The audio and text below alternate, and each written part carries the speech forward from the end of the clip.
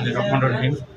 আজকে আমরা উপজেলা ইউনো মহোদয়ের কাছে উপস্থিত হয়েছি আমাদের গড়ের বাকেরগঞ্জ উপজেলা শাখার পক্ষ থেকে এবং বিভিন্ন তৃণমূলের নেতাকর্মী আসছে। আমাদের উদ্দেশ্য হচ্ছে যে চীন বাংলাদেশ যে ফ্রেন্ডশিপ হাসপাতাল নির্মাণ হবে সেটা আমাদের বাকেরগঞ্জের পক্ষ থেকে এটা আমাদের দাবি যে ভৌগোলিক দিক থেকে আমাদের বাকেরগঞ্জের নদীমাতৃক যেটা বলে বাংলাদেশ, সেক্ষেত্রে আমাদের বাকেরগঞ্জ হচ্ছে নদীমাতৃক বিস্তৃত দেশ, বিস্তৃত উপজেলা।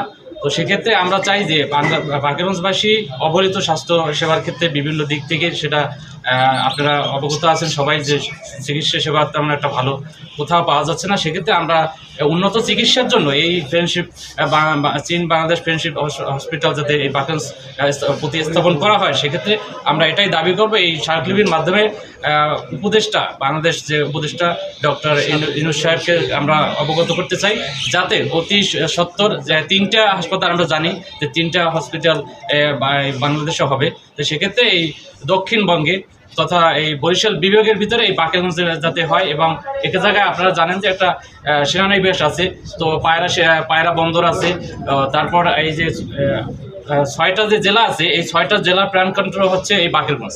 তো সেক্ষেত্রে এটা বাকেরগঞ্জ যেহেতু এটা জেলা ছিল 1797 থেকে শুরু করে 1993 সন পর্যন্ত প্রায় 200 বছর এটা একটা জেলা ছিল। তো সেক্ষেত্রে ওই ঐতিহ্যটা করার জন্য যাতে মানুষ এখনও ধরে রাখার জন্য যাতে এই হসপিটালটা বাকেরগঞ্জ স্থাপন হয়, সেক্ষেত্রে এটা আমাদের সবারই সর্বস্তরের দাবি।